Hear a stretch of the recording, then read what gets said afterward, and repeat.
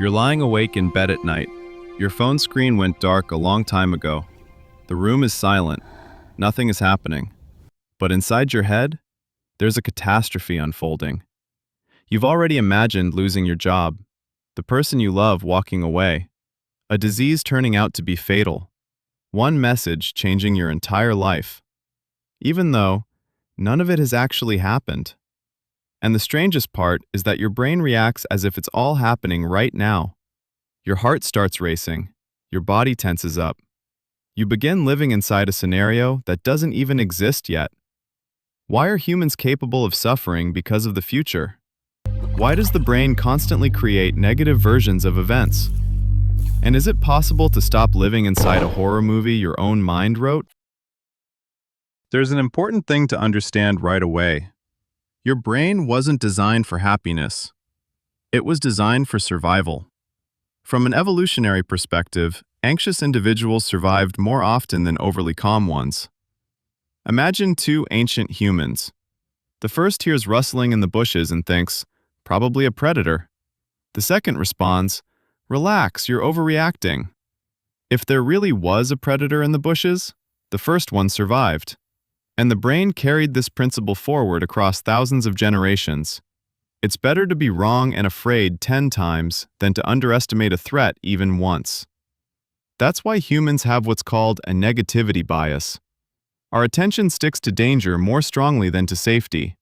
Negative events are stored more vividly in memory, and uncertainty is often interpreted by the brain as a potential threat.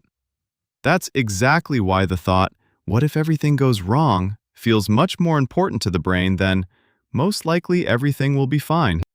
But there's an even deeper reason. Humans have the ability to mentally travel into the future. We can imagine conversations, failures, disasters, and painful events before they happen. Scientists call this prospection, the ability to simulate possible future scenarios in advance. Thanks to this ability, we make plans, avoid danger, and build civilization itself. But this ability comes with a side effect. The brain doesn't just predict the future, it emotionally experiences it ahead of time. And that's where the problem begins. For the nervous system, a vividly imagined scenario can feel almost like a real event. That's why, before an important conversation, your body can shake as if it has already happened, even though in reality, you're still just sitting alone in a room. The brain can trigger anxiety even without a real threat. All it needs is a convincing enough scenario, and the more emotionally intense that scenario is, the stronger the body reacts. But why do we rarely fantasize about good things with the same intensity? Why doesn't the brain endlessly replay scenarios of success, love, and happiness? Because from a survival standpoint, positive mistakes aren't as dangerous. If you hoped for something good and were wrong, it hurts. But it's not fatal. Ignoring a threat, however, could once have cost you your life. That's why the brain gives danger a disproportionate amount of attention. There's another mechanism too, intolerance of uncertainty. For the brain, a lack of clarity means a lack of control, and a lack of control is perceived as risk. So the mind starts endlessly simulating possibilities. What if? What if something goes wrong? What if this happens? It feels as though constant thinking helps you prepare, but more often, it only creates the illusion of control. You're not solving the problem, you're just starting to live inside it before it even happens. The modern world amplifies this feature of the brain even more. News, social media, and algorithms are all built around attention, and human attention is drawn most strongly to threat, conflict, fear, catastrophe. Negative content triggers stronger emotions, which means it keeps us engaged longer. As a result, the brain gradually develops a distorted picture of reality. If you constantly see crises, wars, diseases, and disasters every day, it starts to feel as though the world is always collapsing, even though reality is far more complex than a stream of alarming headlines. But the brain doesn't judge the world by statistics, it judges the world by what it sees most often.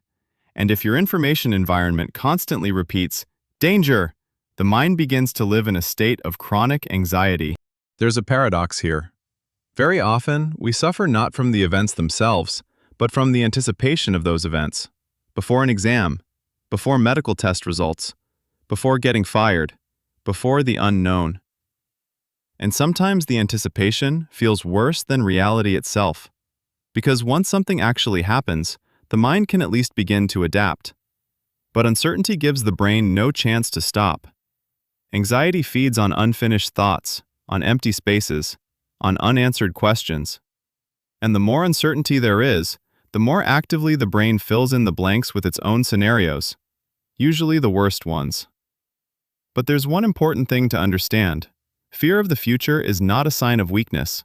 It's a side effect of having a highly developed brain. Your mind is trying to protect you. The problem is that a survival mechanism built for the ancient world now exists inside a reality where psychological uncertainty has become almost constant.